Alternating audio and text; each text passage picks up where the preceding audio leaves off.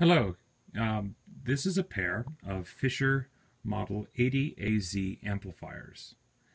These are both in all original condition with all original components except for the tubes. I received these a couple of weeks ago and I finally got to putting them on the bench to see if they are in operational condition. First thing to do was to measure the transformers for their DC resistance, and they all check out okay. There are no open or shorted windings. The second job was to check the main electrolytic capacitors and reform them if needed. Both were reformed and both came back within tolerances. There is a little bit of leakage as one would expect from a capacitor of this age, but actually performs quite well on my Sprague Teleo mic. The third thing to do was to power them up and to see if they would operate. So I've cleaned all the tube sockets, I lubricated all the controls with my favorite material, which is MG Chemical's Super Contact Cleaner, and I proceeded to power them up. They are currently powered up. As we can go over to the Variac, we are pulling 110 volts, and they are consuming 1.6 amps, just shy of that. So just about 0.8 amps per amplifier, which is very much within its rated conditions. Both amplifiers are cosmetically in fairly good shape. Both are unfortunately missing their cages. Apart from that, the original paint seems to all be there. There's some paint spots. The front panels are in decent shape, although they could do with some buffing out. They are of different vintages of the 80AZ. The one on the right, presently with the red printing, is an earlier version. This one has a serial number 66353. It only has an 8 and 16 ohm tap.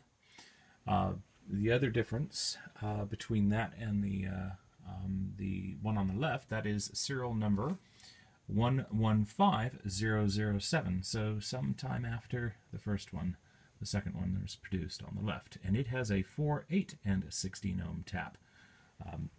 The other cosmetic difference between the two is the location of the fuse.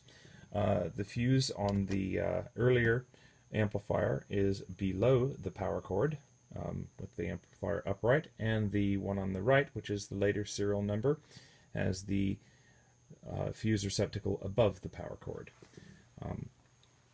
The earlier amplifier had experienced some cosmetic issues with its chassis, although you can see it's quite straight. There is a ding in its bottom plate. Both do have the bottom plates. The amplifier has been given a new set of tubes. They came without tubes. These are GE marked 6L6GCs, but I believe they are Russian. These are RCA 5V4s. The 12AU7s are Tungsol 5814s, and the 12AT7s are some Eastern European ones I had on hand. The tubes seem to check out okay. The amplifiers also sound very good. I powered them up and they've been running now for about 20 minutes. We can listen to them if you'd like.